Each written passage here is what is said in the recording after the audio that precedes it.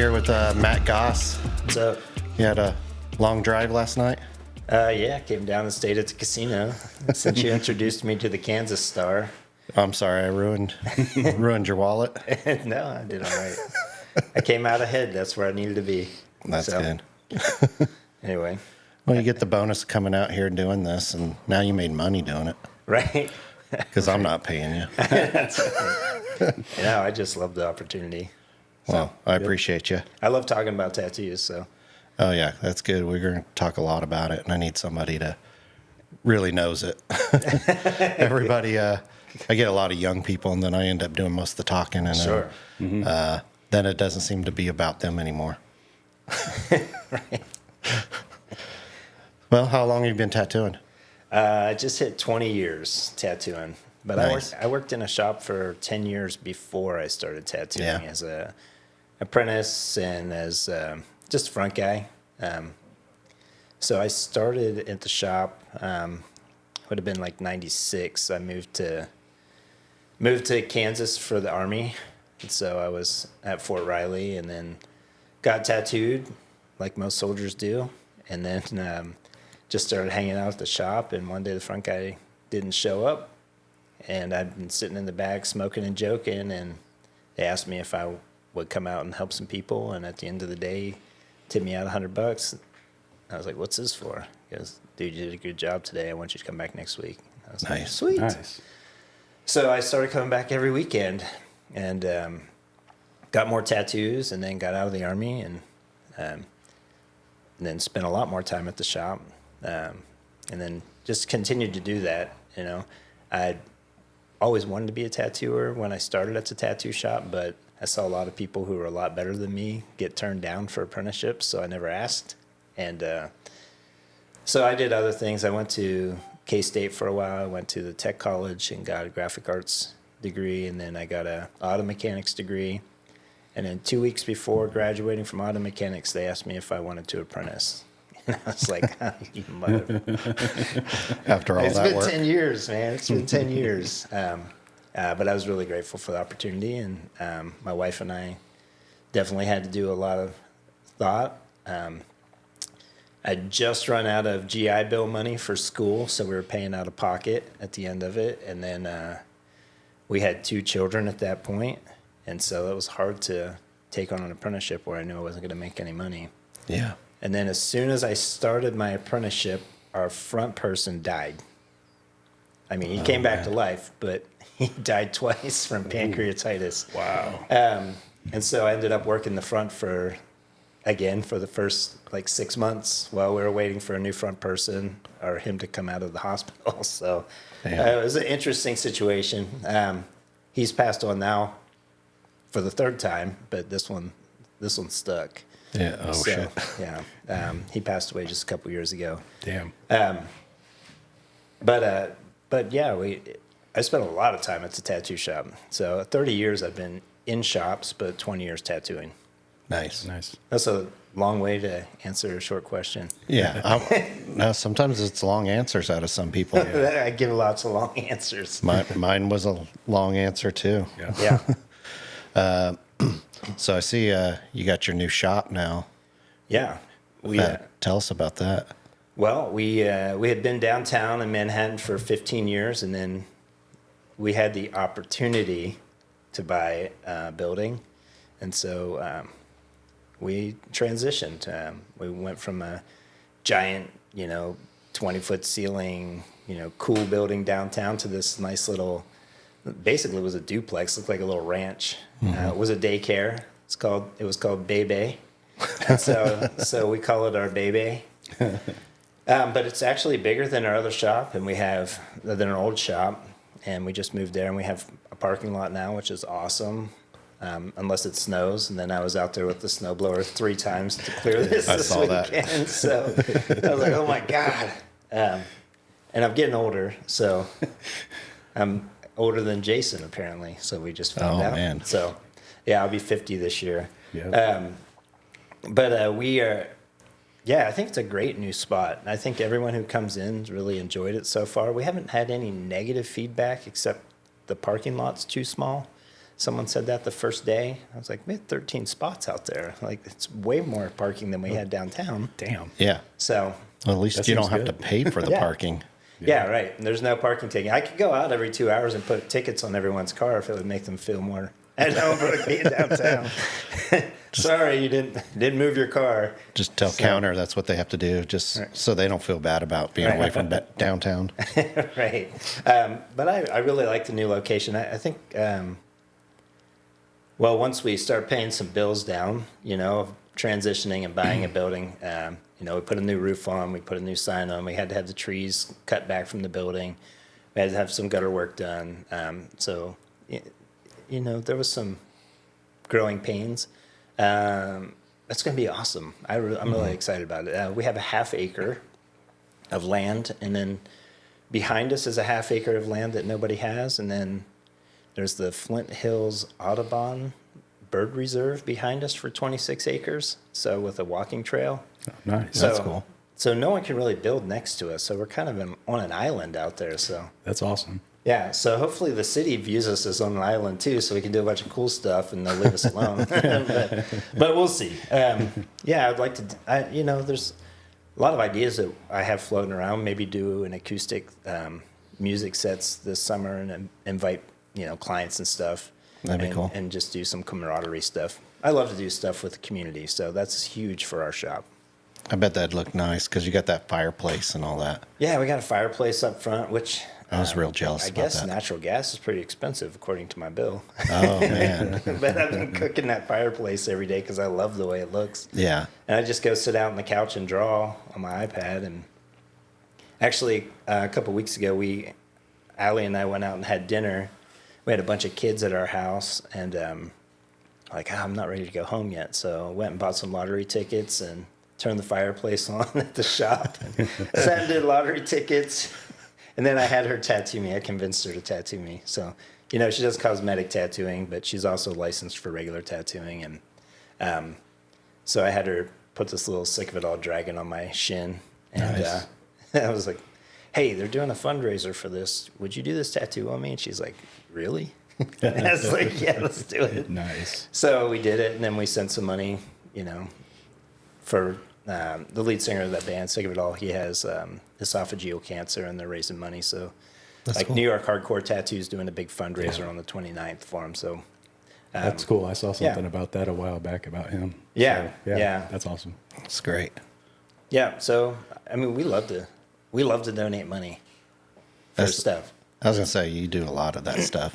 Yeah, I think, it's been really awesome in our community to just be a part of it. Allie and I have been on all kinds of boards, and, well, I was a board of cosmetology, first of all. I was on the downtown board of directors. We worked with a group called True Colors, which is a LGBTQ, basically boys and girls school, like boys and girls club after school. We've worked with Flint Hills Foster Teen Camps. We've worked with the Manhattan Bread Basket. We worked with what's called Cattails. It was I don't know, they place cats. They go around to like PetSmart and stuff like that on the weekends, and so we help raise money for them. So we've done a lot of fundraisers and stuff for the community. A lot of people come out, especially for the cats. We did, I don't know how many little kitty tattoos we did, little heart paw prints and stuff like that to raise money for them. And I think we did like $4,500 worth of tattoos that day for them. That's nice. Nice. But we just raised $5,000 for the bread basket for my 20-year anniversary. Community's been great to me. Manhattan's been really great to me. And so for my 20-year anniversary, we just picked someone to do a fundraiser for so we could give back. And we raised over $5,000 that day, which was amazing. That's the one That's thing awesome. I like seeing. A lot of tattoo artists have been doing a lot of fundraisers and Sure. trying to help different organizations. And I think it's great that we kind of get together to do stuff like that. Sure. I think that the art's really important. Obviously, being a good tattooer and knowing your craft, but also knowing your community, I think is really big. Yeah, for sure. You can be, well, this will, I'm sure we'll get to this later, but, the guy who owned the shop when I started working at it, he always said, you don't have to be the best tattooer, you just have to be the one everyone wants to get tattooed by. And I still try to be the best tattooer. I still try to make every tattoo that I do better than the last one, even if it's a tiny little cross. But it really is important, you know, to be the nice guy tattooer. That, you know, when people say, there's people on Facebook every day who have never even gotten tattooed by me, and they're like, hey, I want to get tattooed. And they're like, Matt Goss. And I'm like, I've never even tattooed this person. Yeah. And I got, you know, 5 or 10 people I've never even tattooed. They're like, oh, you got to go to Syndicate. Yeah. You got to go to Matt. Oh, yeah. And I love that. Well, they see the good work and everything. Yeah. Well, I mean, yeah. that one you sent me the other day. With the Those- color mandala. Yeah. I'm looking at that. My eyes and were I'm a like, little no. crossed after that. Oh, I bet. My eyes are crossed just looking at the photo. You know, when I got into like the mandala and geometric stuff, you know, everyone always asked me like, what's your style? And I was like, my style is feeding 4 children. Yeah. You know, and I have 4 kids. So when something comes in the door, you figure it out. Yeah. And, you know, I send a lot of people to other, if I think someone could be better. Color portrait, not doing it. I can't. I would Yeah. rather have someone do it and get it right. Yeah. You know, sometimes I think it's valuable to know your limitations. But, you know, with the geometric stuff, nobody wanted to do it. No one wanted to do solid black bands around somebody's arm. And then cover-ups. Nobody wanted to do cover-ups either. And so I ended up just doing the hard stuff that nobody wanted to do. And I just fell in love with that stuff. I love the geometric stuff. I love doing cover-ups, which I think, you know, has led me into more of the community work stuff I do. Like we do cover-ups for, I do scar cover-up for mastectomy patients. Nice. We do areola tattooing, and then we also work with human trafficking survivors, and so I do cover-ups for them as well. I work with a nonprofit in Manhattan called Homestead Ministries, and so they have women that come to their house, and they have, you know, human trafficking tattoos, or really any tattoo that keeps them from moving forward, and then we do what we can to cover those up to help them get a new lease on life. That's So, awesome. Oh, yeah. Yeah, it feels good. And honestly, years ago, probably 5 years ago, I thought about quitting tattooing. I don't know. I didn't have the joy for it or love for it at that point. And I was 15 years into tattooing. And you know, running a business really can wear you down as long as, I mean, you're running a business and tattooing full time. And so I don't know. I was just contemplating what my exit plan was. And then someone approached me and say, hey, I had breast cancer. I had a reconstruction done. And they reconstructed my nipples as just like a little pinch of skin, but there's no color to them. And would you be willing to color them in? And I was like, yeah, absolutely. And so I went home and watched every YouTube video I could, and watched a whole bunch of other instructional stuff. And Stacey Ray, I don't know if you know that name. She was working with Eternal for a while. She has a whole line of stuff. And I met her at a conference and picked her brain a lot about that. And then I came back, I was like, yeah, let's do this. And so I did my first set of areolas, and I was like, man, I feel good. You know, we finished it, and I was like, this is great. And then she started crying and hugging me, and I was like, oh my God, this makes it all worth it. Yeah. Yeah. And then when I did my first cover-up for one of the human trafficking survivors, you know, we had worked with foster teen camps and things like that, and so I thought I was really prepped for this. And then I did the first one, and it was so much more emotionally taxing than I thought it would be. And I honestly cried all the way home. And I just sat in my driveway, like in tears. And I changed that person's life. And that was a huge, like, emotional surge that I hadn't felt from tattooing in a long time. Probably a dopamine rush, you know, and all that stuff too. But the fact that we can use our art, which, you know, we sell, as something pretty, and people love that. But the fact that we can use that and all that training to change someone's life is, it's amazing that we can do that. And I mean, even with tiny tattoos, we're changing people's lives. For sure. You know, sorry, I'm just going to talk the whole time. Sorry, No, Brian. you talk. This is you, man. Yeah. So, so I have this idea that every tattoo that comes in, even though no matter how stupid it is, someone trusted you to do that, and they have made a life-changing decision, and they have said, "Hey, Matt, come alongside with me and do this." So even when you do a tiny little cross tattoo, you know, it's nothing, but it's something for somebody, a name or whatever. It's maybe not as much to us that are heavily covered. Yeah. But Sure, to I think we them, lose sight it of that had sometimes. something. You know, 20 years into tattooing, you know, I've done thousands of those tiny tattoos, thousands of them. I think in my first 2 years of tattooing, I did 3,000 tattoos. You know, just tiny little things. You know, we were doing kanji back then. And I love doing kanji. Jason does all the kanji at the shop. He'll fight somebody for it. He's like, "That's mine." It's just amazing. Like, you know, you've done thousands of them, and you forget about it because you're working on a cover up or you're working on something, and something walks in, and they're just so giddy, and you know, it's a big deal to them. And so sometimes I think we forget about that. Yeah. And We have people that will talk about how so many tattoos are stupid or stuff, and I'm like, no tattoos are stupid. yeah, It's just a different thing. Like, I mean, I got tattoos that I think are stupid. so do Right. I. I'm the same Yeah. way. I got a couple jugs of milk on my hand. Yeah, I try to talk people out of stuff if I think it's stupid. I'm not the guy who's just going to take everybody's money who comes in the door. I'm going to try to help them make a decision. I think if it's life altering and stuff, I might say something Yeah, like, if they're getting their first tattoo and they want it on their face, yeah. and you're like, "Hey, I think before it was real popular, before you had a bunch of people that did the whole skull on their face. yeah. I had a guy come in, one of the first shops here in Wichita that I worked in, and he wanted that. And I was just like, no, I don't think I could do that. Yeah. You're in the mood for this now. That's going to alter your life. But then, right."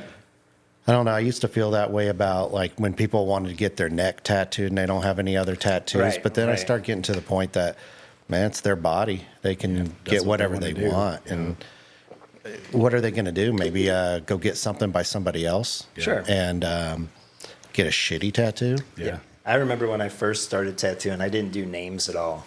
Yeah. And Jason, who works at the shop with me, he worked at another shop in town. And they just go over there, and he would do all the names, and I was like, "What the heck am I doing?" And so then I started just having that communication with people and be like, "Hey, you know, this isn't a great idea, but we can probably cover it up later if you want to. Maybe we do it in blue, maybe we do it in red."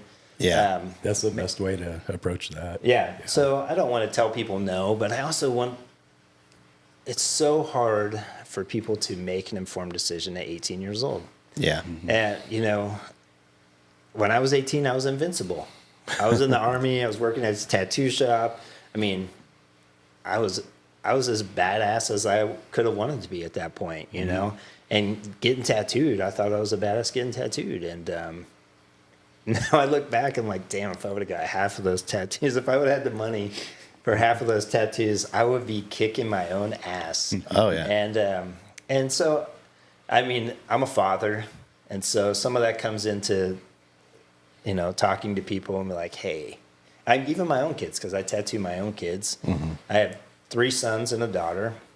So my kids are 25, 21, 18, and then my daughter's 16. And so I've tattooed all 3 of my sons, and my daughter, she has to wait till she's 18 to get tattooed, and that's what I've done for all the boys as well. But you know, my one son came to me the other day and he's like, "Hey, Dad, I want this on my forearm." I was like, "Nope, let's put it on your leg." And it was like one more rep or something like that. Which, I mean, he's into lifting a lot, Yeah. and I want to support him in that. But at the same time, Right. you know, one more rep might not mean the same thing down the road. But you know, we all have these milestones in our life, and so I think that we should. It's good to get a tattoo to remember where you were in that point in your life too. So, yeah, I don't know, but I don't even know where we were. I went up on a tangent. That's where I go. I was going to touch on something real quick. Yeah. You were talking about, the impact we have on people and stuff like that. Yeah, absolutely. And they get their first tattoos or whatever, and how we feel sometimes. And Yeah. I remember, I think, Brian, you did I don't remember what the thing was, but it was a charity thing you did here when I wasn't even apprenticing yet. I was just part of the shop. Mm-hmm. And I drew a design, and I can't remember what the design was right now. But you ended up tattooing it on someone. And I remember how cool it felt Yeah. that somebody chose something that I drew to have put on them permanently. Yeah. And it's like, It's a big deal. yeah, it's a big deal. It's something Yeah. that, somebody outside of being a tattoo artist might not think too much of it. Sure. But when somebody chooses you and they choose your artwork and they choose your skill set, there's nothing really tops that in this industry. Hey, yeah, So, I think we forget about that sometimes. I think some of these younger artists need to listen to this Yeah. and realize it's that a big deal. you should love what you're doing. Yeah. Because, you should feel grateful. These people want to let you, Right. you're marking up their body for life. And, Yeah, absolutely. the fact is that they saw your work and they wanted you to do it. Have Sure. the utmost respect for them. Yeah. Yeah. Don't do this not talking to them and right. pretend they we're don't getting into the exist. headphones. Yeah. I've heard this on every episode. I don't know. I'm very conflicted on the headphones. Okay, I'm going to throw my 2 cents in there. Okay. Okay. Here's what headphones are great, especially in the convention setting. Yes. sure. And so you can concentrate. I know So you have to pull them out all the time. Yeah, I know. And that was probably my fault because I kept coming by to talk. He said the same thing. Yeah. Because I talk to everybody. And It was totally. I think that if you ask anybody at the convention who disrupted them the most, it would probably be you, first of all, because you were actually, walking around, make sure everyone had everything taken care of. Yeah. And then me, because I was like, oh, what machine are you using? What needle groupings are that? What Yeah. pigments are that? Yeah. Are those? And I love to ask the questions. And I love to see what people are doing, and I love to learn from that. But headphones. Okay, here's where it is. If we're doing something where you have talked to your client before, you're trying to get something done, you're like competition piece, absolutely. Mm-hmm. I can see where you're doing that, and you both are in your headphones, For sure. you're both in your zone. But what I will say, I like to talk to people. When you're tattooing somebody and you have headphones on, you don't have the opportunity to say, hey, this is really cool. What do you want to get next? Mm-hmm. And then Yeah. you can preface that conversation, and you can start having conversation like, hey, while you're here, why don't you go ahead and email those ideas you have on your phone? Exactly. And you can start talking about, you just did a mom heart, and they're like, hey, I think I want to get another tattoo. And I always tell people, hey, start thinking about tattoos because they get lonely fast. Yep. And yeah, so they always want to have a companion. Yep. So when I say that, then I'm like, start thinking about your next one. And then about halfway through that tattoo, they're like, hey, I had this idea. And you're like, bam. And when you walk up to the front, hey, you want to go ahead and roll your deposit to the next tattoo, and we'll go ahead and start, the dad heart or the whatever. Whatever it is. So it gives you that segue into, instead of it just being transactional, it starts becoming relational. Yeah. And because you are the only tattoo artist they know Yeah.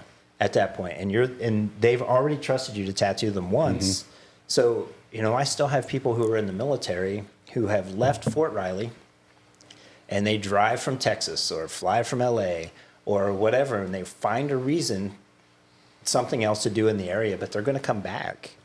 And they'll call me and be like, hey, Matt, do you think you could do this? We have clients that come from all over. We have lots of them from Wichita. I don't know what you guys did down here to make them so sad, but they're driving to Manhattan.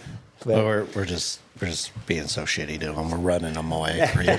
We're wearing headphones. Man, I'm telling you what, It's all our headphone wearers. I couldn't believe whenever, the first convention, I started looking at everyone's portfolio stuff, and I was like, holy crap, there's a lot of great tattooers in Wichita. I mean, Kansas has a lot of great tattooers. But man, I judging that tattoo contest, I'd never, I don't even remember. We saw 190 tattoos in an hour and a half. It's a How lot. do you even process that, right? No, I know, when and- I've judged, it's been the same way. And it's hard because you come down and someone's like, "Hey, what did you think about that whatever piece?" And I'm like, "I don't remember that piece. Like, can you show me a picture of it? Because I don't remember." Yeah. Because you literally have 30 seconds or less. I mean, Emilio, he's running them through. Yeah, He's yeah. like, next. I'm like, you want to look at it? I already saw it. Like, okay. I think he just sees a lot of really good tattoos, so He has, he picks and, up a lot of information really Real fast. fast. Yeah. You know, at first I was kind of like, man, this guy's kind of a jerk. Like the first couple of tattoos that came up, and I'm trying to look at him, and he's like, you don't have time for that. If it's good, then we'll look at it. If it's not good, we'll go ahead and pass, because we'll have plenty to judge that are in the good category. And I feel bad because these people, they just paid good money to have these tattoos done, and I want to recognize, like, it's a great piece. Yeah. Somebody just did something better today, and so Yeah. That's really what it comes down to. yeah, and it's it was hard. I never ever would have been like, "Hey, Brian, can I judge a tattoo contest?" Are you back on this year for that judging? Oh my gosh. I don't want to make any enemies. I mean, you know, you put that much heart and soul into something, and you want some recognition from it, and you don't have the opportunity to do that when you have 30 seconds. Be like, this is a really great tattoo. This is a really great tattoo. There are lots of really great tattoos that came across, but you had to pick 3 Yeah. out of, what was the traditional Oh, man, there were medium, so 40, many. 48 Yeah. entries. Somewhere around that. It was like bam, bam, bam, bam. And it was like, oh my God, I have no idea.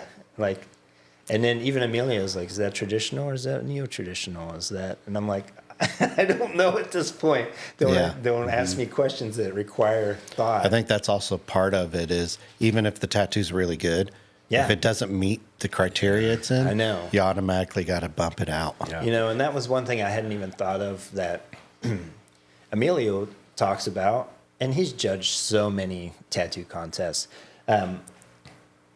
Even if it's a great tattoo, compositionally speaking, if it's on a spot, like say it's on an arm, and you have pieces that are hanging down that you're never going to see, like in a sleeve, like it's a great tattoo, but you're never going to see the whole tattoo. Or like if you have something on the thigh here, but the rest of it is all the way down the leg, like you're never going to know what that is compositionally unless that person takes their pants off. Yeah. And so I hadn't even considered that. And then I was conflicted. I'm like, what are we doing? Like, what? Right. How do I judge these? Yeah. And you know, I'm obviously looking for line work and shading and that the skin's not chewed up. Yeah. But I've never even entered anything into a competition. Yeah, I can get that. Like you were talking in another one, imposter syndrome. Like, like, oh my gosh, I can't enter anything. It's going to get blasted. But, you know, I don't know. That's how I am. Maybe I'll enter something sometime. That Baltimore show I went to, I was so mad I didn't do it. Yeah. And I could have won. Yeah. Yeah, I don't have any trophies for, you know, in 20 years of tattooing. I just think this is going to be crazy, but I think the people are more important to me. And I love building the relationships. The trophies help with, I guess, getting the clients in. Sure. Sometimes when people have a little more difficulty getting them in, you show Sure. off your trophies. People are like, "Oh, he's amazing." Oh, I know. And I see the shops are Kansas's most awarded tattoo shop, and you know. And then you also have like artists that they're just competitive at nature. Sure. Yeah. There's a couple of the Missouri guys that are really good. I think they're Sure. pretty competitive, and they're out there to collect trophies. Sure. But, you know, oh, man, I'm just going to touch on all kinds of things that are going to annoy people. We have tattooers, okay, who are traveling all over the world. They're winning competitions, and they're doing things. And then we have all the conventions that have been shutting down, okay? We have these famous tattoo artists who are going back to their shops, and they're probably the best tattooer in 200-mile radius, but nobody in local their business. community, nobody knows who they are. Yep. In our industry, they're pillars and icons, but in their own community, if you don't know who they are, I mean, you could be the best tattooer out there, but if nobody knows your name, no one's going to come to you. Yeah. And so yes, I want to be the best tattoo artist in what I do, and I want to make every tattoo better. But I also want to go get my stickers from my buddies at Switch Wicked, because if they know somebody, they're going to send them over to me. Right. So I do business locally. And I think it's really important that you know the business owners who are around you. Like I saw there's a Subway over here. I don't love Subway, but I will be their best customer, being their next door, And everybody that works there, I hope will come and get tattooed by me. Yeah, I think that's the best route. Like, that was one thing I think, Jason, you might remember, I always pushed, just like, who cares if everybody on Instagram across the country or in some other country knows who you are? Doesn't matter. You need Absolutely. to build your following with your locals. Yeah. Like, Right. if you have on Facebook, you got 1,000 followers, but they're all local. It's better than having 10,000 people across the globe. yeah. 100%. Unless you are a traveling artist. Yeah. Well, yeah. Or you have that one type of style that everybody knows you for. Sure. And people are coming out there. You got people like that guy, Saga. Oh, yeah. People like all his space stuff, or just some of them big names. Or if you've been on Ink Master, well, for the Right. first 2 years after you've been on it, then after that, you lose your popularity real fast. Yeah. I mean, there's been 16, 17 seasons. Oh, yeah. I mean, well, that's how a lot of them are, that they're super popular for a minute. Sure. Then it goes away. Sure. That was like when I'd have clients tell me, you should go on there. You should go on there. I knew the end result Sure. was you're going to blow up. You're going to get really popular, booked out for 2 years. And then you have to raise your prices because you're working so damn hard, or Sure. make scheduling a little more difficulty to weed out the not serious people. And then you forget about your locals, and you forget about the people that have been coming to you frequently. Sure. And then they find new artists. And then when your popularity from Ink Master's gone, right. you're left with all your other old clients that were faithful to you. They found other people. Yep, Sure. they moved on. Yeah. Yep. So that's where you catch that. I talk to a lot of those guys, and that's what they say. Sure. Some of them that are amazing, they'll get their following back, or they'll get new following, and they'll be okay.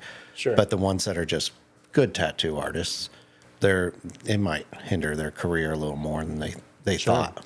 Allie and I have, so for those that don't know, my wife, Allie, she does cosmetic tattooing at our shop. But her and I have been working with like the local chamber of commerce and things like that. And I think it's real important. We've taught 2 classes on building your business through your community, and just what that looks like, and like using resources that you have in your community, working with nonprofits. Like I said, it's really awesome to have people who don't even have tattoos be like, oh, you got to go to Matt. Yeah. There's nobody else. And I think it's really important in working that way. Lots of times this time of year, we're going to start having people with a lot of handouts. People are going to want us to donate for things. I think it's really important that if you're donating to something, that you show up to it. Yeah. Oh, absolutely. So interestingly enough, we donated a set of eyebrows to a nonprofit group that was doing an auction, and I was in there, and Allie was outside somewhere, and he's like, the auctioneer was like, "Oh, it looks like we're gonna auction off some eyebrows. I don't even know anything about this." And he goes, "Well, let's start it off at $50." And I was like, "Wait, hold on." I was like, I can answer your questions. Like, this is cosmetic tattooing. This is, the service is, I don't know what my wife even charges for that. I think it's like $500 or $600 for the service. And I was like, so, this is a semi-permanent, tattoo. I said, so, it's this much of a service. Oh my gosh, I didn't even know what we were talking about. So, I mean, he was ready to let it go for $50, Yeah. And then afterwards, we had so many people come up and ask questions about it. But if we hadn't been there, someone would have got $50 eyebrows and next, But the reason we donated it is so we could talk about it to people when it shows up. Right. If you're going to sponsor a certain hole in a golf competition or something, put a table up. If you're on hole 4, put a table up. Go sit at hole 4. Yeah. whenever they put your, I didn't even know that was a thing. That sounds cool as shit. yeah, you can sponsor different holes for different. Let's do it, Brian. That'd Yeah. be fun. Yeah, you want to sponsor a hole? Fuck yeah. Wait a minute. I don't think we're talking about golf anymore. It's been a while since we sponsor holes together. But I think it's important that if it's important enough to donate for your business, it's important enough for your time to go and take the time to represent your business. For sure. Mm-hmm. And we have lots of people have their hands out. One of the things I love to do, even if it's not something that I might want to sponsor, if they're a client of mine, I'm going to find a way to see how I can help them first. Yeah. Mm-hmm. Just because they've donated money, I love to keep money local. Yeah. Yeah. I love that idea. So and we're all about building community and working with our neighbors. So it's kind of hard now that we're on the island now, out in our new business. Downtown, we were one of the first businesses down there. Like all the windows were broken out of all the other shops and stuff 15 years ago when we were down there, and it's a thriving metropolis now. Oh yeah, it's real nice. And it was hard to move out of that area, especially with all of our neighbors. We had the pie store and the jewelry stores, and we still do all of our business there. The pharmacy's there, and they always send people to us, and so we always send people to them. We had like little things, like we had a coffee shop next door, and we would buy $25 gift cards, and then if someone was waiting for a tattoo, we say, hey, here's a gift card for the coffee shop next door. Why don't you go ahead and get a coffee or something while you're waiting? Nice. And just promote their businesses as well. So We've done that in the past with a couple of with Subway, actually. They came over, dropped off Sure. a bunch of coupons with us, and we're Yeah. like, well, cool. Let's hand that out to our clients while they're waiting. Sure. Say, if you want to get something to eat, here you go. Sure. Good Sense. I'm going to talk to them over there about doing that because Good Sense is a little better. A little better. Yeah. A lot better. A lot better. I do like Good Sense. Yeah. We still But- have one in Manhattan. We've had one for a long time. But if Subway will give me some money for this, some sponsorship, Right. we'll talk them all up. All right. I know over the summer you did your tattoos for a change. Yeah, actually, it's coming up in, I think in March. Was it in summer? We're Yeah, going to do maybe, it again. Or it was in April. Yeah, I can't remember. I'd have to look at dates, but Yeah, I remember we're wanting to do that again. Didn't you come and tattoo in here too? Yeah, Yeah. whenever I found out about it, I found out on Facebook. I think it was the first time it got posted, and I hit Brian up right away because, man, that's big, and Yeah. it felt so good just to be a part of it. Yeah. We had our whole shop doing it, and then Jason came out, and then from True Love, Madeline. Oh, yeah. She came out, She's helped. great.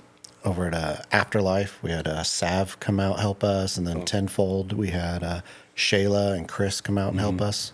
So Awesome. we had a lot of help. Yeah. Yeah, I just met Madeline at True Love because I was working over there. Yeah. So the Homestead Ministries that's in Manhattan has a sister house in Salina, and so Chase Wheeler let me come over and do some community work there and tattoo human trafficking survivor. Yeah, it's great. It's great for conventions. You just make so many connections. And I just called him like, hey, here's what I'm doing. Would you be interested in helping? He's like, well, whatever you need, man. Whatever you need. And that was awesome. And so I just came over and set up, tattooed, tore down.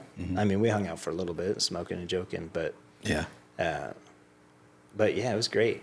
And great shop. Man, there's so many cool tattoo shops. I love to just, when I'm in, like even here in Wichita, like if there's any Monday shops open, I'm going to come wander around. Maybe and we're see. done with this. We should go hit a couple up. Yeah, I love that. Just pop into a couple. Like, oh, damn it, Brian's here.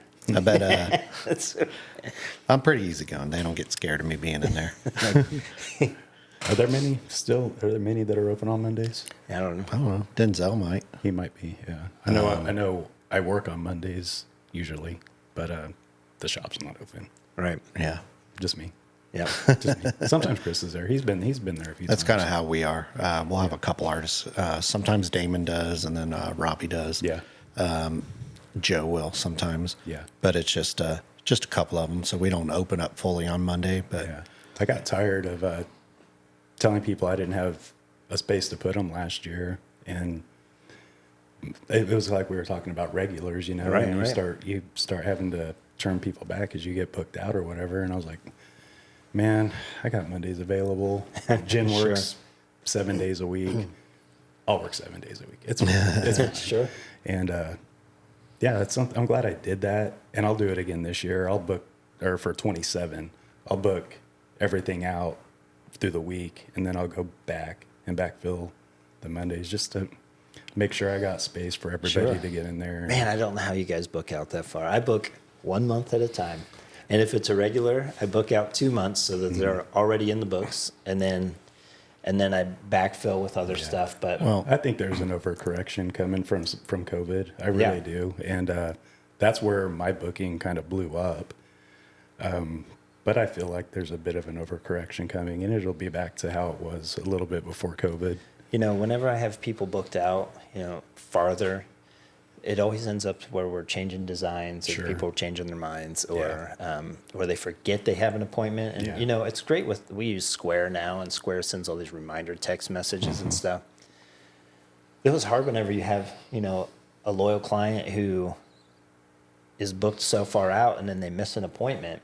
Like, man, I can't take that guy's deposit. I've already done a sleeve on him. Yeah. And so I love the reminder system. yeah. And we have a lot less no-shows now.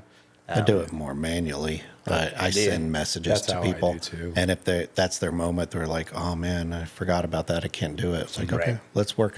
Yeah. But I probably, let's say, even like out of 6 months that I'm booked out, and I probably have less clients in there than like Jason has in his 6 months. Sure. Because most of mine, they're all big projects. Sure. Mhm. So I'm working on sleeves, back pieces. Right. Yeah. So that's mostly what I have in my books. So I have them booked several times. So they're every 6 weeks they got Sure. an appointment, or whatever they financially can do if it's every 2 months. But they're already in my books that way, and that's why I get booked out so far. Sure. And but I have a lot less clients, Right. so I know what's going on from one moment to the next. And it's also easier on me because most of the time it's less drawing unless I'm putting a new part on there. Sure. Yeah. But if it's just something I already did all the outline work on, You can just Right. go in there and rock it out. yeah, I just see their name. I was like, oh man, that one, hell yeah. Yeah. I can relax, watch movies tonight. Right. Yeah. I think the way I came into tattooing was a lot different. I was 29 when I started tattooing. I already had 2 kids. And so I love hearing these younger people talking about all the conventions they've done and all this stuff. I didn't have the opportunity to do that. Yeah. And when I was booking out farther, I just realized I had to move those appointments all the time because we had school function that I didn't find out about, or there was a dance recital that came up, or dance competition, or swim meet, or track meet, or football game, or band concert. And they were always last minute. And then I hate whenever I have to reschedule somebody and I can't put them in 2 to 3 months. Yeah. Yeah. Yeah. And, they've already waited 2 months. Yeah. And you're like, hey, I'm really sorry. And it always ends up, if you reschedule one person, they're going to get rescheduled again. Yeah. And, Yeah, and it's always the same They person. get into Yeah. this cycle Yeah. of like, of time frame. And it's always like, oh, dang it. I know I rescheduled you last time because there was a swim meet, but now there's a band concert. And having 4 kids, You got a lot going on. there was a lot going on. And then also, I was married, 2 kids when I started tattooing. And my wife and I have been together 24 years. We've been married 23 in June. And, I didn't have the opportunity to run around and do crazy stuff. I did all that when I was in the Army, and that was cool. But I didn't have that, I didn't have the money to travel Yeah. and do conventions. And now that I'm 50, going to be 50, I got kids. I got 3 kids that are out of the house, and I have just my daughter left at the house. And so we're starting to be able to travel and do stuff. Last year, we went to, we did a permanent makeup conference in Miami. Allie and I took a trip to Chicago. We took a trip to Oregon. We did the tattoo convention here in Wichita. So hopefully next year, I'd really like to do Divine next year. Yeah. I wanted to do it this That'd be year, and then I realized that I don't have a Missouri license, and Oh, man. and I saw the thing come out like, hey, you have to have your applications in for that by this date, and I was like, oh crap. Well, you could still get it in. I think they just prefer that, but like I think Missouri, they'll almost be doing the footwork at the show. Oh, really? That's what's really cool about that, Missouri. But I think it depends on also from what county and city you're in. Oh, sure. Because they're regulated differently in different parts of Missouri. Oh, sure. Yeah, I was the guy that was doing all that, trying to change the laws out there. I was up on the Discords helping with meetings on that, trying to give my advice of what's going on here. And it sounded like the state is very dysfunctional about that. Are you on the Discord with Ben Shaw? No, Oh, okay. not with him. Because he was a APT guy for a while, and he was big in the New Mexico Oh, yeah. with the Board of Body Arts when they did that. And yeah, I did some consulting work with him years ago. I'd like to get him involved. Come out, have him do some motivational stuff Yeah, at the show. A little he gets meeting. wound up. He likes to. He does. Gosh, what do they call that? Where it's like a speech club. Yeah. I can't remember what it's called, but he got really involved with that and becoming a better speaker. Mm-hmm. And he told me I should do that because I spoke in Vegas. I had that opportunity for the Permanent Makeup Conference.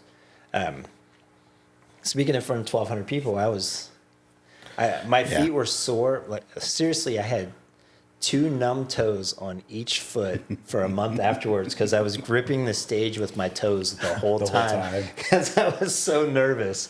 It was awful. It was a great experience. The Palacios out there who put on the Vegas Permanent Makeup Conference, they're amazing and great hosts. And we've done that show twice, and then we went to the PMU World in Miami, and we're headed to, gosh, where are we going? We're taking a cruise for this one. Oh, nice. So the Permanent Makeup one. So this is a cruise one this year. So that'll be cool. We're going. Oh, the Bahamas is where we're going on the cruise. I never So- found out that convention DJ was doing that ink cruise thing, how that Oh, ever yeah. went. He was talking a lot about it, but I haven't seen nothing about it. it's an interesting idea. I don't know how much cruise boats move, Yeah. but I think it's they're pretty stable. big. They wouldn't be too much until it gets real choppy. And then maybe. Shutting down the convention. Yeah. You might have to stop and be like, okay, hold on. I think it's like when, what was it? Turns into Jackass and Yeah, when tattooing they- in the back of the truck. Yeah, wasn't Henry Rollins driving that truck Yeah. and then Steve-O was tattooing or getting Yeah. tattooed? Oh, what a terrible idea, but the memories. Yeah. No, I'm glad they did it. I know, right? I didn't want to do it, but Yeah. I'm glad they did. Man, it's something that I could see any tattoo shop doing because I don't know when I first started working at the tattoo shop, there would be weeks that nobody came in, and we sat in the back and there was so much tomfoolery going on. It was, we built potato guns, like, and we actually Kevin Watkey worked at that shop, and I learned to tattoo from Robert Black at Black Mammoth. Okay. That shop was Stray Cat. The first shop I worked at was Rat-a-Tat. That was a crazy shop. That was a fun shop. But we shot a piece of angle iron towards the cinder block wall, and it ricocheted back up through the drop ceiling and took out 8 total fluorescent lights. And Marilyn, who was Kevin's wife at the time, she came back and she was like, "What the is going on?" She's like, "Clean it up." And I was like, "Okay, great." Yeah, it was funny. We did all kinds of crazy stuff. Oh, yeah. We did a lot of stupid stuff in here when we first opened, or at least the building at the end. Sure. I feel like one of the worst locations we could ever have a shop. So we weren't very noticed, so we weren't very busy. Yeah. So when Travis Thornhill was working here, we had a guy, Derek. That was a client, still is around here. Yeah. But he would shoot him with a airsoft gun. He'd have him stand in the field and like shoot him a few times, got him. And then we'd take some of these little skulls we have around the shop, and we were putting like artillery shells inside of them and lighting them. Yeah. And I was like video recording it. And they would do this like when the lift powder would light, you'd see the skull like light up and hop. And then like a second later, boom, blow up. And That's awesome. we were just doing stupid shit like that all the time. We Yeah. had plenty of time, and we do all kinds of dumb things around here. We had a slingshot in the back, and I remember Robert. Well, one time okay, hold on, I'll get to that story. We had a slingshot, and our front guy, Marty, he's this big muscle guy, like no neck, so many muscles, and Robert hit him with a slingshot with a quarter, and it hit him like right between the shoulders, and you could see the perfect indent of like President's head on his shoulder. And Marty turned around and grabbed this chair and threw it over the pool table, like across the room. He's like, it's hilarious. But one time Robert got a tattoo on his back from a paper airplane. We like dipped a needle in ink with the paper airplane, and someone threw it across the shop, and it stuck in his back, and then it just dropped and just hung there on his back. It was this big solid black. Like, I don't know how deep that thing went, but it was deep. But That's an awesome party dot. Yeah. There was 2 weeks, sometimes 2 weeks, no one would even come into the shop. Yeah. It was bad for me because I got percentage as front person. So I got 10% of the artist split at the end of the day. And so, if they weren't working, I wasn't getting paid. So as a front person, I was hustling. I would draw pictures and, get people into the shop, and I would go outside and talk to people on the street, and which I think helped a lot whenever I started tattooing. But yeah, I'm like, oh man, someone's got to get tattooed today. If it's me, someone's got to get tattooed today. So, I had a lot of fun in those shops. When I was in the Army, it was great to come down and hang out at the tattoo shop on the weekend. And meet a bunch of the locals, which is one of the reasons why I never left. From Pennsylvania originally, and came here in '95, and I was in the Army from '94 to '98, and the Little Apple, Manhattan was. Nice. I made so many friends there, and then, oh man, working at the tattoo shop, started a couple bands, and I sent you one of the Outright Contempt that Robert and Kevin and I were in, and our friend Winston, he was the lead singer guy, but actually Allie and I's first date was one of our Outright Contempt shows, and Robert and Kevin had just left, and then a riot broke out at the bar, and I mean, it was a huge fight.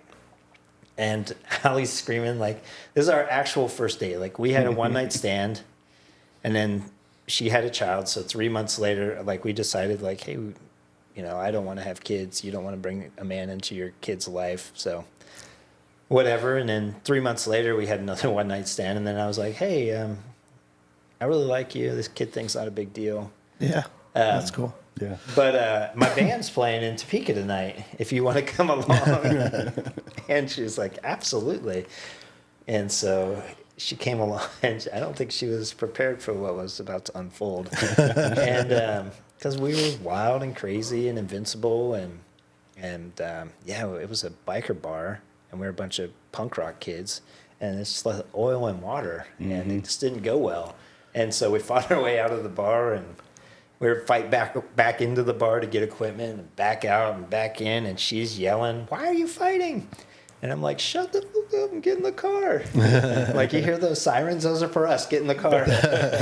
And she was the only one who spoke all the way from Topeka to Manhattan, explaining why we were making so many bad choices in our lives. But that's the good old days. No, it's been good for me to not be I sometimes miss the trouble and, being a tattoo artist and being in it'll trouble. find you, though. I know. It'll find you. No, when I quit getting or doing stuff, that's when I got in the most trouble. Yeah. Getting pulled over for dumb things and then ended up in jail. Oh, I right. cleaned up my life and spent more times in jail than when I was causing problems. Yeah. I went to jail twice, once for fighting and once for bad checks. Oh, yeah. So, I've been in county at least 6 times. oh, dang. Yeah, the bad check one was awful. It was in Lawrence. I had just gotten out of the Army, and Yeah. I wrote a post-dated check, and I didn't think about it. And then I got a summons or a warrant for my arrest. And I went to court, and I was like, Your Honor, I'm real sorry about this. All this mail got sent to my dad's house in Pennsylvania. You know, I didn't. He goes, Young man, you've committed a crime. Bailiff, take him away. I was like, Are you kidding me? And it took me straight down Douglas County and booked me. And I was like, I have the money to pay it right now. Yeah, it was, I couldn't believe it. It was like a $200 check. And yeah, it was fun. Yeah, it's just easier to put you in jail. Yeah, he just looked at me, Young man, you've committed a crime. I was like, yeah, I guess I have. You're right. You're not wrong, but this isn't how I expected it to go. I brought money. I thought we could make amends. Sure. Can I throw 100 on top of it? Yeah, I know, right? Yeah. Can we slip you 100 and then I pay the 200? Yeah. Well, what's funny is I lived in Lawrence for 6 months after I got out of the Army, and we actually lived right behind that police station. Oh. And we were over there doing a bunch of dumb stuff because I used to restore Vespa motor scooters. Mm-hmm. And, I mean, they're a 150-pound scooter, and, you know, you can make them go crazy fast. Mine would do like 80, 85 miles an hour. And we were, you know, get drunk and ride wheelies behind the police station. And, and it was not a great idea. A lot of the artists here, they were driving those. Yeah? I think we need to start a bike gang. I just bought another Vespas. Vespa. Yeah. Do a Vespa bike gang But here. I'm not allowed to make it fast, this one. So I had this one, and I had some friends who were, there was a scooter racing circuit years ago. It was like St. Louis and San Diego and somewhere in Texas. And my friends were looking at, they needed another person for their team. And I was like, yeah, I'll do it. And Allie's like, no, you won't. She's like, you got babies. And so we sold that, and I bought my first stand-up bass and a dishwasher. And then I started playing psychobilly, from punk to psychobilly. And so I was in a psychobilly band for a few years. And now I play bluegrass. It's fun. I love bluegrass. So went to Winfield this year, the Bluegrass Festival. I don't know if you've ever been down there. I haven't. Mike Shea lives down that way. I don't know. Oh, He's okay. in Arc City, but I think he lives in Winfield. Okay. But I've known Mike a long time. He was getting tattooed by Robert at Rat-a-Tat. So, I mean, I've known Mike like 30 years. Yeah. He remembers when I was the front dude. I've known him for quite a while, too. Yeah. I think I met him probably the first time probably around 2000. Yeah. The shop I was going out to hanging out with I was trying to get my apprenticeship there. Yeah. But they just put me to work in there. So I was just doing tattoos out of the back of the shop. Oh, right. But Mike had opened up there too in Arc City, and then they were the competition, and I went and hung out a couple times, but not a lot. Yeah. Oh, you weren't allowed to hang out at other shops then. Yeah. I was hoping to get picked up by them so Right. I could actually start tattooing. It didn't happen that way. You know, funny we should say that, you know, no one ever let us hang out with other shops. No. I worked at Rat-a-Tat, and Jason, who works with me, he didn't work at a shop. I was the front guy at Rat-a-Tat at that point. And then he started tattooing at Fine Line. And I think the guy that he started tattooing from, I think he's the guy that Charlie calls Kmart John. Oh, yeah. Yeah. So, because he did like lots of tattoos and for cheap. But Jason worked at that shop, and as soon as he started working at that shop, we weren't allowed to hang out anymore. Yeah. And so when I opened Syndicate, the whole idea of Syndicate was a group of people who come together for a common good. And that's why I picked that name. And then Jason, who was my friend before either of us started tattooing, he was looking for another shop. And then, so he came on board, and he's been at Syndicate all 15, almost 16 years. Nice. And it's just been like, I just wanted to be open to anybody who loves tattoos without the drama. Yeah. And, you know, there's always going to be shop drama. I got fired from a shop for that, for hanging out with others. Sure. Yeah, I was working at Bullwinkle's, and then the owner, Dan McClure, he caught wind that I was hanging out with like Artist at Large and over at the Electric Chair. Sure. And he didn't like that at all. Sure. He was not okay with it. And Yeah, I think everyone was just worried that you're just going to jump shop because, you know, the grass is always greener. You know, you're looking at the other shop, and artists are there making money or whatever. And people always just said you only look for other shops if you're unhappy at the shop that you're at. Yeah. But it was a lot more controlling back then. The way the shop owners ran things with the iron fist. When I first opened the shop, I was strict noon to 8, and if we closed early, we closed at 7:45.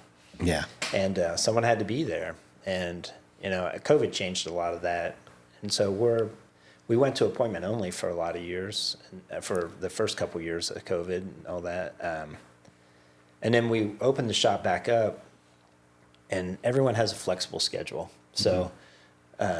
Our hours are 10 to 6, but that's when there's a front person there that can book appointments for you. Yeah. We have a front person who's always there to do all the booking and all that stuff and do all the liaison for email and things. Yeah. People are welcome to book their own appointments, but she's there to help. But it's been good to have that flex schedule, especially. I wish I would have had that whenever I had, all the kids. Yeah. And so my wife stayed home for 8 years and homeschooled our kids. And so, we are a single income. And so that's another reason why we didn't really have the opportunity to travel as much. I like the idea of them being able to do that. But then I look back at sometimes and I feel like how much would have I lost out if I would have had a flexible schedule at the beginning? I Sure. learned a lot about tattooing. Sure. And then I look back and I'm like, when I have people like, I just don't want to come in and take care of those people. And Right. Especially when they're like, man, I'm having a hard time paying rent. Right. And then they're like, 100%. I don't feel like coming in and take care of some people. And it's like, well, whatever. I just did it. And I ended up knocking 4 tattoos out in an hour. Sure. And I made almost $400. Right. And I could have actually charged them more. Right. I did 2 tattoos on one person. So I just said, it's your birthday. Go ahead. We'll just do it for one price. Yeah, I think it's so important if you're going to put hours out there that you're there those actual hours. At least somebody in the shop. Yeah, at least sometimes somebody. we got people, and our shop is empty by 5. Yeah. And we're open till 7. Yeah. And it's like, if you have it on the door that, you're open till 7, or if it's on Google or whatever, and people come by and the door's locked, they're not going to come by again. no. Right. They're going to not expect you to be there. That's, we get a lot of that with piercing in Manhattan because we have 2 shops, and both of those piercers seem to be gone a lot without posting a lot of information about it. And so we get so many calls every day, and we don't have a piercer. Yeah. And so we always I either send them to Eric here in Wichita Piercing, or I send people to Lawrence. Yeah. And because if I send them to the other shops in town, I don't care about the competition. We all do different things. I'm not sending them like, they're going to get tattooed there if they go and get pierced. Maybe. But, they might remember that I'm the person that sent them there to get pierced. Yeah. Yeah. I was like, I don't know any other tattoo shops. There's none in Manhattan. Yeah. But when they get there, I want to make sure they have a good experience because, first of all, I sent them there. So my reputation is now being linked to their reputation. Right. And if they're not there, they're like, Matt sent me over there, and they're not even there. Yeah. So it looks bad on me, too. And so, a lot of times people are doing appointments for piercings and stuff now, which is it's good. Yep. But We kind of we don't have any piercing done now. So Right. we send them to both those 2 shops here in town.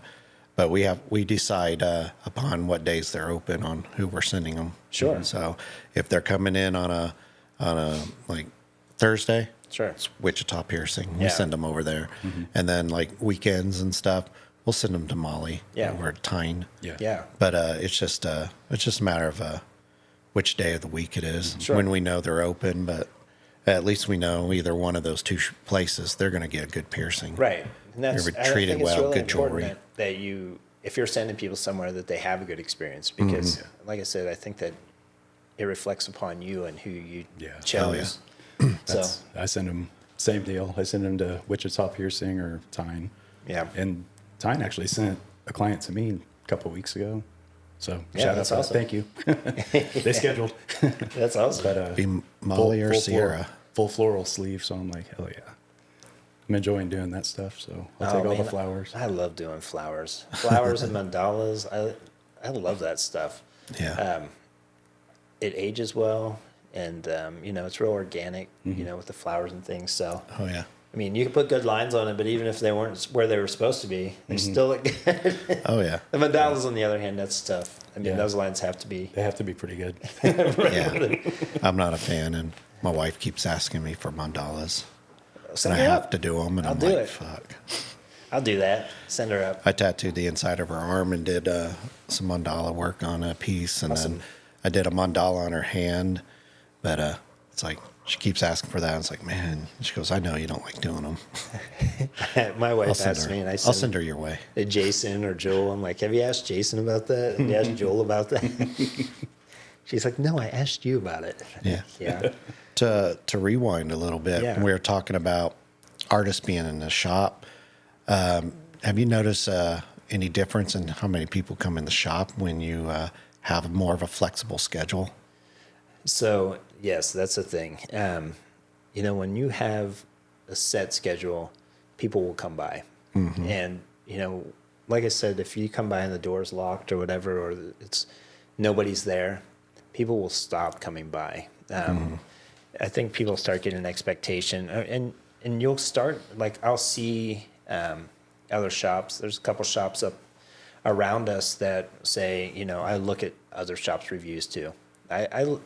I am a student of everything. So if you post a video, just know I'm going to look at your video, and then I'm going to rewind it, and I'm going to screenshot it, and I'm going to look at what machines you're using in the background. I'm going to look at what you have as a setup. I'm going to look at, like, what pigments are in the background, anything. I do all that. I also research everybody in my area who's doing what tattoos, and it's good. And I also read the reviews, and see what maybe they're offering something that I could be offering, or maybe they're offering a service or doing something that I could be doing. I think it's really easy for us to get closed-minded and think that we're doing it the best. Yeah. And if someone's doing something better, what do they say? It's copying someone's the best form of flattery. Yeah. I mean, if someone's doing something good, I think, maybe you're not just copying it, but you see that that's a valuable service, you might as well. But then you also get to see the things that other people are doing wrong. Yeah. And one of those is, like, I showed up, waited an hour, no one ever came to the door, waited another hour, no one ever showed up, or I got there and my artist was an hour late, I see all those. And so, yeah, I really think that, when you have set hours, it's going to bring people. Oh yeah. People know they can come by. And I kind of said that around here. I remember at one time I had maybe 4 artists working in here, and it was commission, and I made more money than I'm making now. And I have, almost 10 more artists. Yeah. How am I making less money? Right. They were always here. Or sometimes I was cutting out early and all that, but it's like I came in early. I opened up the shop, and then I'd have, that was back when I had Ryan and Dee here. Yeah. They'd be here till like midnight. Oh, yeah. They didn't care. They would work and work and work. And then I think I had Morgan. And so the 4 of us, that was before you started. Yeah. Yep. And just between the 4 of us, we were making so much money in here. So many clients. The place would be full all the time. And, I got like 13 people working in here. Sure. And it's slow, but people have their freedom, and that's great. They should. But like, I love the freedom. come in a little bit, more. But So- then you see people like us, like you were going on about, 4 kids, married, and all these responsibilities. And same way, I had 3 kids. I had responsibilities, and we're here at the shop a lot. Sure. And then you have people that they ain't got no family. They ain't got no kids. They barely have family in town at all. Right. And they're never here. So this is one thing that I talk about with growing your business through your community. I'm just keep circling back to it. So if you are building a business, and so say you just start tattooing and you want to be booked full time, if you're not booked, you need to take the time that you're not booked to get booked. Whether it's drawing or being at the shop waiting for walk-ins, but you could be painting flash or drawing flash or having the availability, or you could be out doing something like volunteering your time. Some of the best relationships that I've picked up and clients that I've picked up have been when I've been volunteering for other organizations. take the time that you're using. When I look at full time, I know people say 40 hours a week is full time job. I've never worked 40 hours a week. I'm a 60 to 70 hour a week guy, Yep. and but if I want to work 40 hours tattooing, I need to be devoting at least that much time a week to it. That way, when it fills up, that Yes. I'm ready for it. When you have people who, they're off for the day and they just want to go and take a walk with their dog or whatever, that's great. Your dog's not going to have food eventually if you keep doing that. So it's all, Rick Moreno, he always posts the rise and grind. Yeah. He has those little things that he posts from, he's that Patriot Tattoo. He always posts rise and grind. And that's, it is. You have to devote a specific amount of time towards your business. Yeah. And, we talk about budgeting for finances and things like that. We should talk about budgeting time as well. Because you have time for your family, you have time for your pets, you have time for, to go to the gym or to get your hair cut or whatever. But, work needs to be a budgeted time too. And not just like you cut out at 40 hours, but you need to make sure that you're focused on that for a minimum of that amount of time, if that's what you want to be doing. Yeah. I mean, if you're going to be a musician too, and I remember when I started playing in bands and I was tattooing, and Robert was like, "Are you going to be a tattoo artist or are you going to be a musician?" And I was like, "That's a great question." And I'm going to be a tattooer, and sometimes you have to make sacrifices. Yeah. To get to where you want to be. But it's like investing. Like when you go to college, you go to school or whatever, you're going to put that time in. And putting that time in is important. Oh, yeah. That's why I told everybody I used to play games all the time. I was a heavy gamer. I played music, and I gave it all up. Yeah. I dove into tattooing, and that's why I am how I am. Sure. When I opened my books back up after, somewhat being retired, I guess, Right. whatever it was. Tired. Yeah. So this guy. Well, it hurt too much, the tattoo. Well, I know. Yeah, you were. I got better, but I love the scooter. I think you should keep the scooter. I'm thinking about having one again, just Yeah. to at least rest my feet a little bit. Yeah. Yeah. But You rascal. I gave all that stuff up, and I concentrated on tattooing, and that's where I built where I can, where I opened the books up, and everybody flooded in. Sure. I have a good relationship with everybody. Yeah. When I was early into tattooing, well, about the time Jason first came around here, I was constantly busy, and Sure. I would be here open to close, almost every day. My weekends, I was still coming up here. Right. And I needed to build the business, and I Sure. needed to keep myself going. And I try to remind everyone on that. This is a career. This isn't just a job. It's People not just build a regular relationships job. differently now. Yeah. And And like if you stay busy, yeah. you're making in your pocket $100 an hour at least after taxes and Right. your supplies. You should be making about $100, maybe $80 an hour. Sure. And that's a lot of money. It is. Yeah. For someone to be like, "Oh, that's too much work. I don't want to put that much work into it." That's a lot of money. Yeah. Who else in this city is making that much in an hour? Right. Not very many. That's something I learned from you before my apprenticeship was how focused you were on building your clientele and keeping your clientele and keeping them, just I think when I started actually doing the same things, like how you treated your clients and stuff, that's where I put that into effect with me Yeah. in my career. And then building clientele, man, I'd carry business cards with me all the time. Yeah. Yeah. And I would drop a business card at the gym. I'd drop it at a restaurant. I'd drop it wherever I was. I put it in bathrooms and places. Just, here's my business card. Because I told you all those little stories, those dumb things that I did. And I did people- those stickers. I had somebody message me not too long ago. They're like, "Man, Jason, I remember whenever you were leaving business cards everywhere, and all that." And I'm like, "Well, yeah, that's where I started, and I stuck with it, and until I didn't have to do that portion of it. But just because you don't have to do that portion of it doesn't mean you don't still have to work. And you People- still don't have to do the things." People lost focus on that. They think it's just social media, and Yeah. I post a tattoo or two, I put a story up, that's it, we're done. Right. And that's advertisement for them. But like there was a short moment where doing that actually boosted you a ton of business. Sure.